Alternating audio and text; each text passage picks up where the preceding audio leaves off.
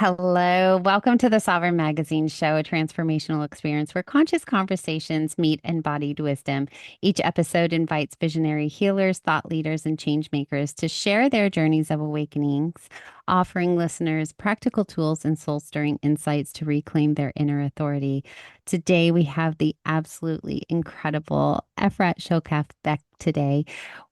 She is somebody who walks the earth knowing that everything is possible if we follow our intuition and say yes to the invitations the universe, sorry, I'm tripping up on my words this morning. The universe has so graciously given to us. She is an award-winning author of two amazing books, which we will have in the show notes for you today.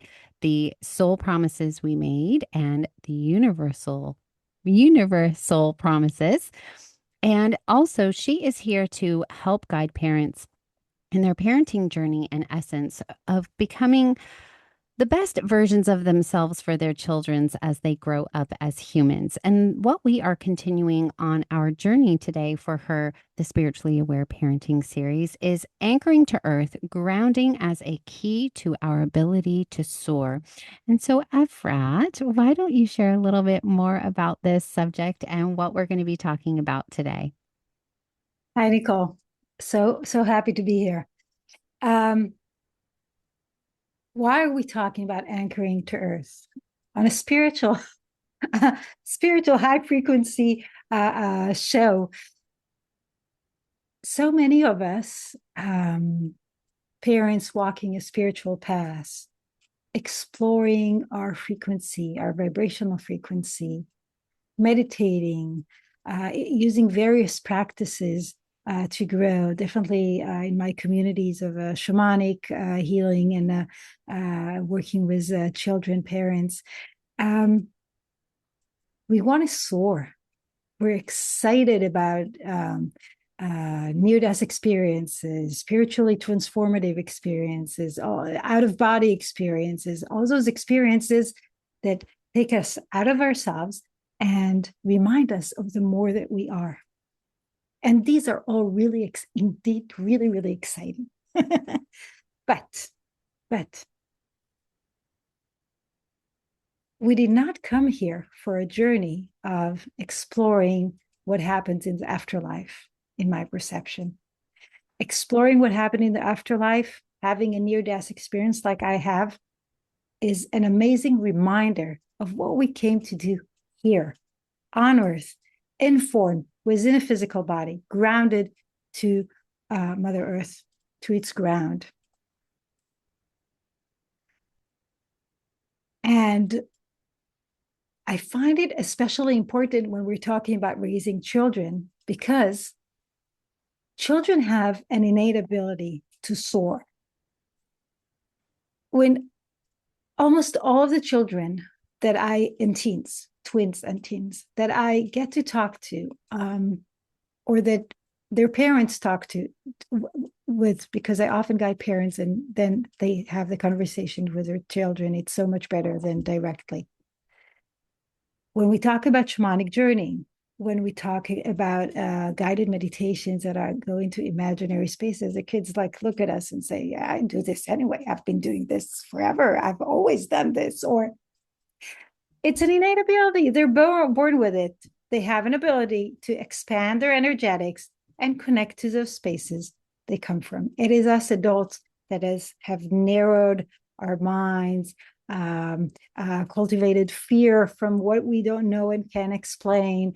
And as we understand that children soar in as a natural way of connecting to who they are, the question is not about expanding and helping them soar more. The question is, how do we help them ground? A lot of parents complain that their kids are floaty and unable to concentrate. And before we look at the spiritual reasons, maybe a reminder that we need to first look at the very human reasons. If a child is in school in a crowded, noisy environment all day long, then what they want to do is escape reality for a moment and leave their body or expand and go into imaginary healing spaces. So that we have a lot of reasons within our human world that actually push us out. But we want to ask, how do we bring in? We bring in by intentionally creating those moments of leaving. I hope that makes sense. Yeah. Definitely. Okay. Definitely. So it's that children who are very floaty, who escape the reality, who are unable to listen to uh, now you need to go to take a shower because it's evening and can't hear us, and there are all kinds of such situations that parents deal with. Need to first explore what's happening during the day. Why is it hard for their kids to be embodied and stay grounded, but then also cultivate, in my experience at least, those intentional practices of now we are intentionally going out. Because when a child gets nourished in those places that they call home, other dimensions, which are really, really, really beautiful, then it's easy for them to come back when they need to because they have received their daily, sometimes hourly nutrition of who they are, the more that they are. And we're more. This is a really bounded body. But if we want to ground, if we want to be present, and we are here to be present, this is an important understanding. I've said this before, and I'll say it probably again within this conversation. If we are to be present, then we need to also be able to nourish our energetic, to travel to other dimensions, and to be able so that we can stay aligned and stay aligned to both the spiritual aspects of ourselves and the grounded matter of ourselves, being a human spiritual human on a journey, and not just human in form and not just spiritual. Yeah. Oh my gosh, I was having so many things go through my head Well, it's while good I stopped for a minute. um sorry for everyone who's not used to me. We were just recording a podcast, so I'm in the podcast studio with all of my mic and earphones and stuff. And I was like, just keep it on. Don't mind me.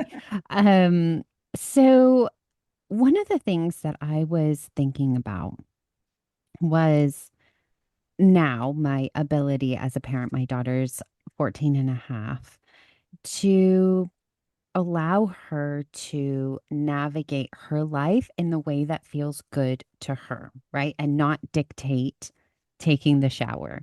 And how many times I had to cringe when she didn't want to shower and things like this, right? However, I have been able to watch through my lack of micromanaging her life and imprinting my belief systems on her, or societal systems, if you will.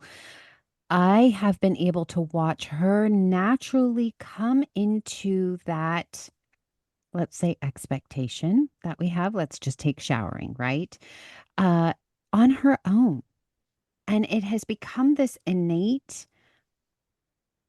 gift for her to trust her own body. So if we take showering, for example, now she showers when it feels so aligned to her, which is very often.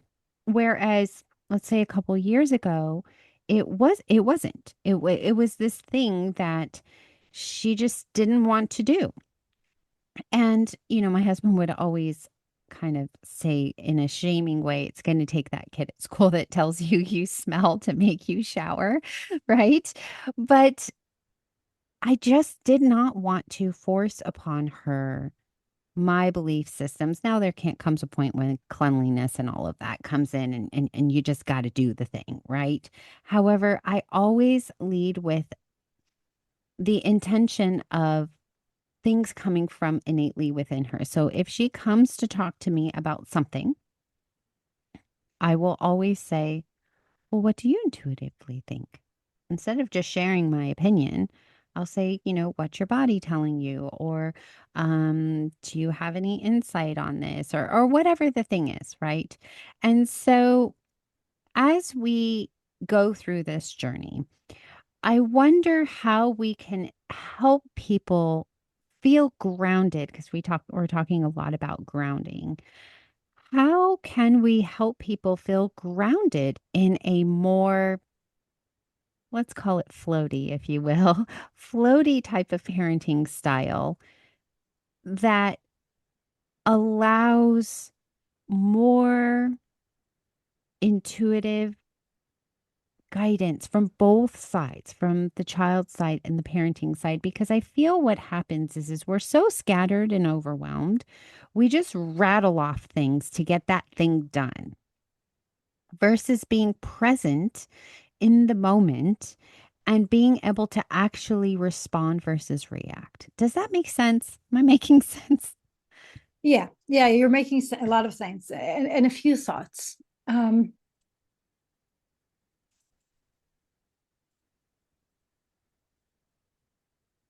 I'm returning to something we talked in the podcast earlier about the why. Why am I here? Why is my child here? Why did my child choose me and not another parent? And if we are in a process of allowing freedom, parenting intuitively in an overwhelming world, we need to go back to that question of why, because part of our role as parents in this agreement of and the shared journey with our children is about teaching them how to be a human. Today's modern world, a human is expected to be clean, have their hair brushed, but does a 12-year-old female human necessarily need to put makeup on and perfume on? That's already something to question. So I think it's very family specific and in that interaction. But there's something else you mentioned and is crucially important. If we're talking about grounding. Grounding is being present within our physical, that our energy, whatever it is, it's not here, it's not there, it's here, surrounding our physical, going beneath our feet, present. And to be present and to be able to be aware whether we're present or not, a child also needs to learn, how does this body feel? What are the needs of this body? How do I take care of this body? And we've talked before about needing to take care both of our physical body and our energetic field. It's the same thing. But yeah, it's both that physical senses and that energetic feel. I don't think we need to distinguish them. It's one thing, it's our body. But but for the matter of the conversation, for many families and parents, it is the physical body and the energetic body, although we need to cleanse them. We need to know when it's talking to us and telling us, you need to slow down today. You need to pay attention to this part or that part and see a doctor. You need to check what's going on. You need to eat differently because of how it makes you feel. You need to shower because you want to keep hygiene and stay cleansed and be able to communicate with others as well. There are all kinds of anchors that are part of being a human. But that's where a conflict, not really a conflict, but a conflict is, we want to be human. We want to embody our human body. We don't want to contract it. We don't want to narrow it. We want to stay able to be present in our physical body when we need to be focused, driving, for example, paying attention to what the teacher says in the classroom, assuming what she's saying is important. But if it's not important and she's blabbering, or you already know the material, to be able to just fly away and be the more that you are, go to other dimensions. Let your imagination flow. Imagination is so much more than just the fruits of our mind. It's much beyond that. It's our doorway to who we are.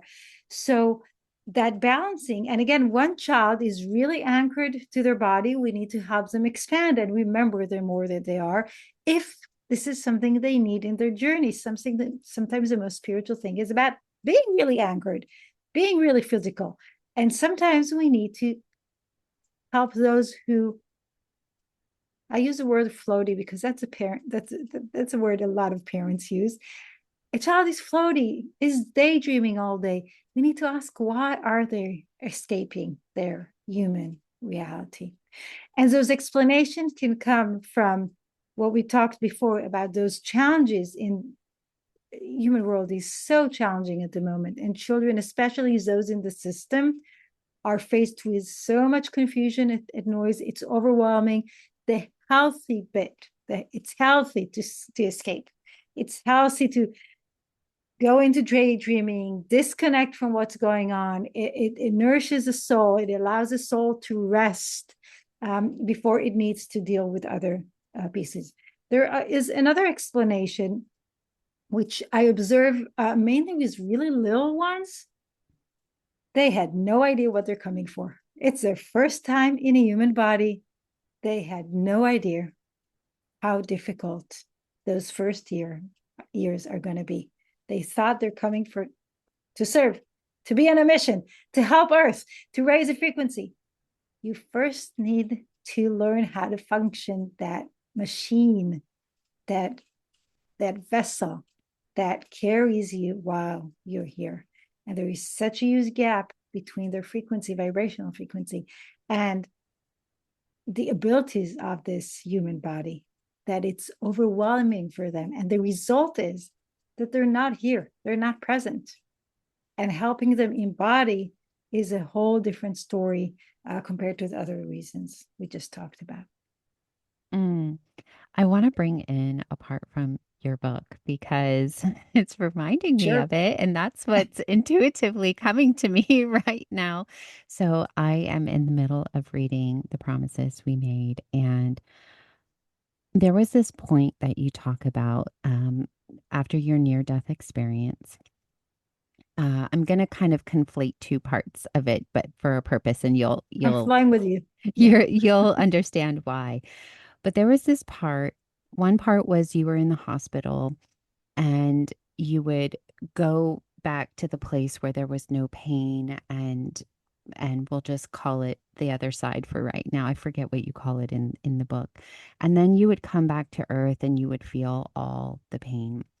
And you would wish you could go back there because it was just, it felt so different, but then you knew you had to be here too. And then there was this part in your book when you're with your daughter. I think it was I think it was the twin. Was it the twins or your singleton when you were in that group circle and she was looking at you and she wanted you to comfort her? Was it just one of your The daughters? twins, It one was of the the twins, twins. one of the twins. Okay. And there was this moment where you had to overcome the amount of pain you were in order to feel that connection with your daughter.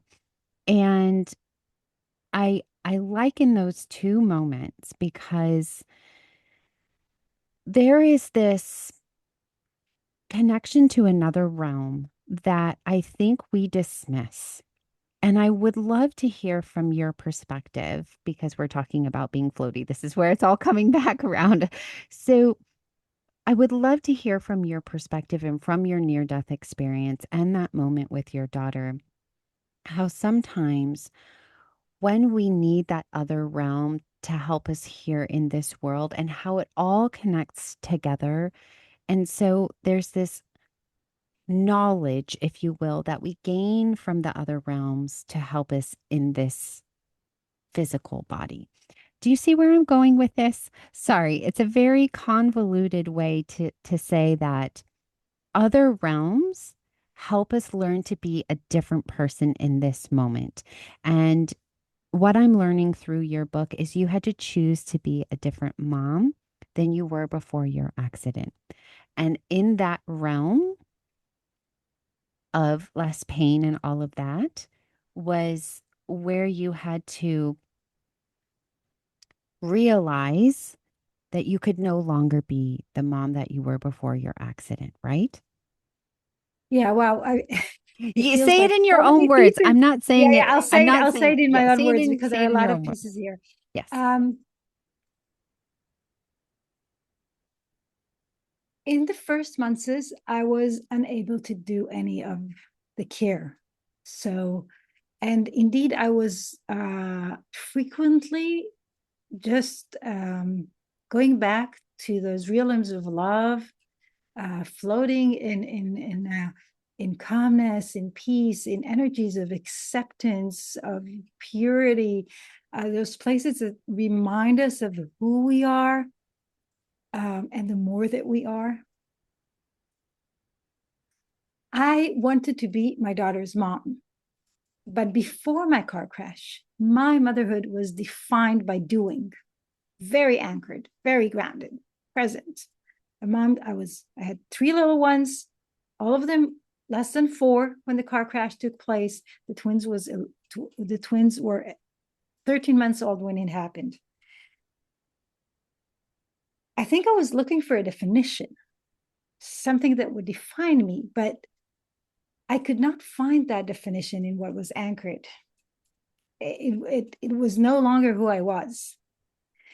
And in many ways, I was more afraid of not exploring the doors that opened, because I realized that if I won't explore them, it wasn't a mental realization or word or something I could put in words at that time. But if I won't explore what had happened and those doors that opened for me, I wouldn't be who I am. I wouldn't be who my daughters chose me for. I would have another car crash. No, thank you.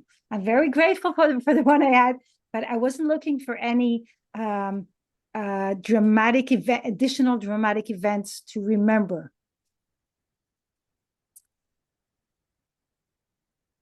That situation that you tapped into, I did not feel I was needed. It's like I was sitting on the couch. I was there. I was trying to be present, but realizing that, or feeling that my presence doesn't matter in any way or sort. And then that situation's friends came over, 2 other moms with their babies. So we had 4 babies, 3 moms, and our nanny that was standing in the kitchen. We lived in a very small space at that time.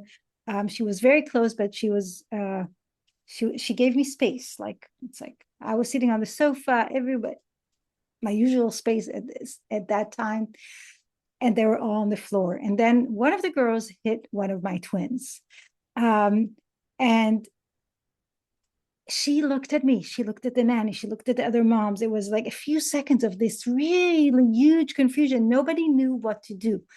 Do the other moms reach out to her? Does the nanny need to come? But I'm her mom, but I'm not her mom, but I am her mom, but I'm not her mom. Like, what's going on? It was like this really huge confusion. And then I just leaned forward and I pulled her up to me. And one of the moms like pushed her a little, helped me out. And the situation ended and everybody was calm. Everybody returned. I remember it was like everyone returned to breathing. And she came down. It wasn't, a big event, but it was a confusing event. But for me, it flipped something, because maybe I wasn't doing any of those things that everybody else does. And I'm not taking care of my daughters the way I used to take care of them. And I'm not nursing, which stopped the day of the car crash. And I'm not feeding them. And I'm not taking baths. I'm not even reading stories or cuddling them, because I had so many physical issues but I was sitting in that pain and I was holding on to her and I was hugging her. And nobody could replace me. Nobody could replace me. That was that moment. But if nobody can replace me and I'm still unable to do any of those things, or maybe it's a huge effort for me and others can do it so much easily. And I had the best of help. I had my husband and my parents and my mother-in-law in times, and my brother-in-law and my brothers, like the people that were helping out and that were active, and a lot of good friends in the community. It was all really loving people, amazing people that I do trust my daughters with today as well. And but I was needed for some reason, and that made the connection So what can I bring down from those experiences, from those realms, those understanding of what makes a connection? And that the essence is more important. And then the question, why did they choose me? They chose me because they trusted that after the car crash and the near death experience, I would be able to guide them on how to be energetic beings within a human body. I would be able to encourage them to go on shamanic journeying, and I would cultivate that. We have this shamanic mom daughters circle, which is all around my wish to share this tool with them, and an understanding that if we have a community of other friends who are doing this with us, it will be so much less awkward, and more, and it became something natural of who we are and who our closest friends know us to be and communicate with us. And they have friends who communicate the same way they do, have their power animals connected to, reach out. So if they need to consult one another, they can talk. Oh, so did you ask your power animal? Like before you consult anybody else, did you ask your higher guidance? It's a language, it's community. But all of this could happen because only as I embrace those doors that opened. But I want to add something else, which is to our topic here. I left my body in my near-death experience. I had a lot of out-of-body experiences following that during my hospital stay. I had another more spiritual transformative experience happen as I grew. But I also needed to explore that question of why is it so hard for me to be in my body? I had to learn to embody. And before you embody or without embodying your physical, you can't manifest. People talk about manifestation, which is a really beautiful topic. You can manifest when you're here. If you're out there, you're out there. And we'll be back out there because when our lifetime ends, to my experience, this is where we go. This is the type of beings that I saw. I saw people in my near-death experience float forward, embraced. They went home. They finished this journey in lifetime. I needed to come back. So I'm back. I'm here. I'm trying to do the best, and the best and out of it for myself, for my family, and in serving others with my story. But it is about being here. So if we have a child who is not able to embody their physical, then we need to ask why. Possibly, as always in our conversations, start with, are you embodied in your own physical? And find those ways to be embodied, and then your child can find it easier to embody as well. And these processes go through a lot of healing. My near-death experience was not an initiation like a lot of people describe. Mine was an invitation to choose to be here, to choose to embody. I could have just stayed a disabled woman who is unable, but I'm not. I'm not, because I embodied the invitation that was given. And this is something everyone can do. I'm not unique with this. I see it happening daily in my work with others, in amazing people that I walk with, in an amazing woman I'm talking to right now. It's possible, but it is a matter of changing our mindset, understanding we're both spiritual and human, and then doing the work and the healing and taking responsibility for what we can to show up. And as we show up, we make the process of showing up and walking the soul's journey of our children so much easier. Yeah. Yeah. So I hope I managed to tap into what you needed. You said it so much more beautifully than I did. I have a very hard time like consolidating my crazy thoughts into one question. So you answered it beautifully. Yeah. I also want to leave our listeners and watchers today with the excitement of our next show, which is going to be the seventh show, and it's called The Challenge, Longing to Belong. And I think once we really tap into this embodiment, we can then tap into the concept of belonging. And so Yes. if you're enjoying these, definitely like, share, subscribe so that you can get the next episode. All of Efrat's details, including her books, will be in the show notes. And she is one of our columnists. So if you're not listening to our podcast, you can listen over there. She is amazing. And you can read our magazine. It's free as well. She's in our community. If you want to talk to her there as well, that's free as well. So community.sovereign-magazine.com. Thank you for being here again, and we will see you on the next one.